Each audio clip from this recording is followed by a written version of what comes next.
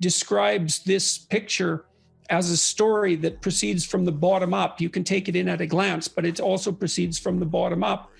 And it's the emergence of personality, well-developed personality from nothing in some sense, or from potential. That's another way of thinking about it. And it's an unbelievably sophisticated image, and which is why it takes me a chapter to unwrap some of it. So, what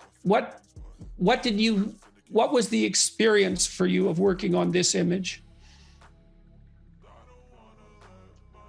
I figured I was looking for one of the paintings to make inverted, as opposed to black figures on white background, which is usually the case. I've done it inverted and I loved it. I loved how it's black, as opposed to every original I saw on the internet. That makes it very magical. There are the dragon there. So the way the picture works, just as a hint, is that, well, the bottom sphere in some sense represents that which attracts your interest, and then that can transform itself into that which you're afraid of. So you might have an ambition, for example, to pursue something you're interested in, but then that turns into a dragon because you're afraid of pursuing it. But if you do confront it, then that turns into you. That helps you develop your personality. That's that image in a thumbnail. There's much more to it than that, of course. I love it. Rule 4. Yeah. Oh, that was rule 2, yes. Imagine who you could be and then aim single-mindedly at that. This is rule 3 is the one we need. Rule 3 is Michaela's favorite. Do not hide unwanted things in the fog. Right, and this is the opposite of hiding unwanted things in the fog. This is confronting them. And that's a variant of St. George and the Dragon, which is an unbelievably pervasive mythological and artistic motif. And perhaps also the oldest story that we have. The oldest stories that we know are variants of King George or St. George and the Dragon. So tell me about this one.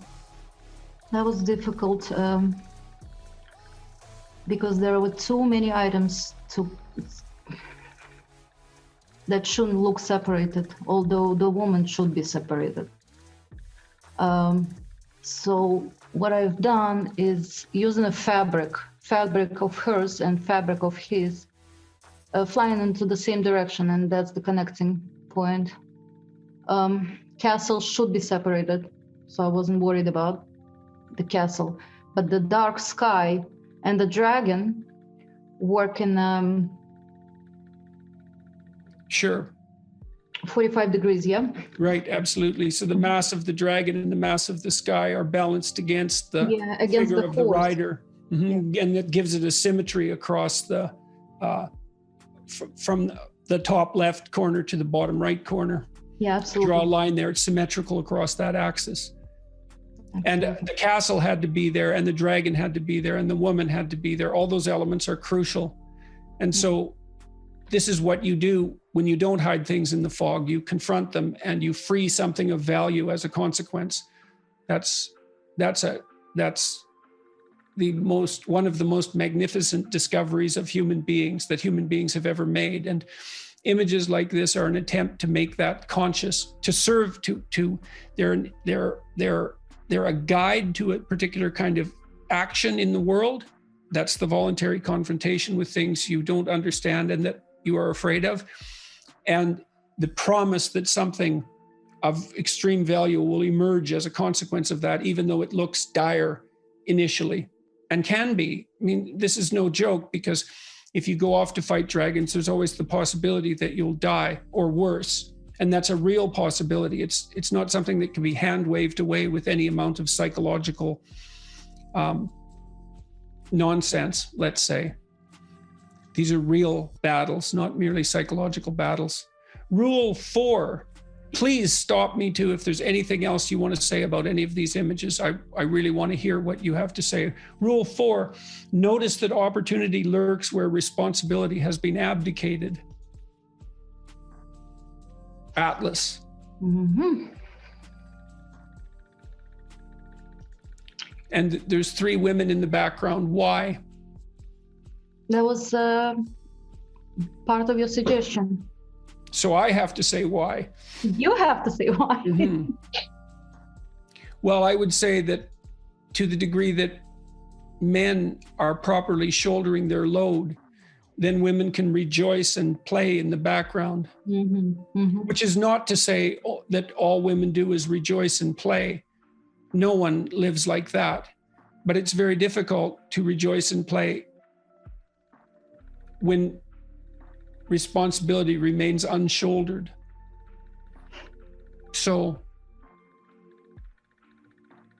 and it is the case that each of us lift the world up onto our shoulders in one way or another, or fail to do so.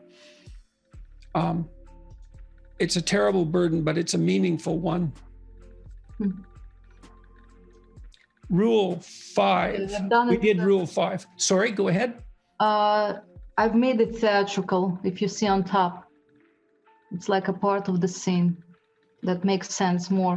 Yeah, this is part of the scene because you can see the fabric on top. Right. Theater-like, and they dancing on the background. Doesn't So it's like a stage setting. Something like that. That was my idea. Mm-hmm. Yeah, well, what we play out on the stage are representations of things that we should play out in our life, or sometimes they're opposite, because, you know, if you see a villain on the stage and he ends badly, then the lesson is to not be a villain. But that's still imitation. It's just imitation of the reverse. Rule 6, because we did rule 5, abandon ideology. And that's your version of a Soviet era propaganda poster. Yep. Now, you must have seen many of those when you were in Riga. No, I haven't seen any of those because I was born in 1977. My mistake. So tell us about this image. Not much to tell.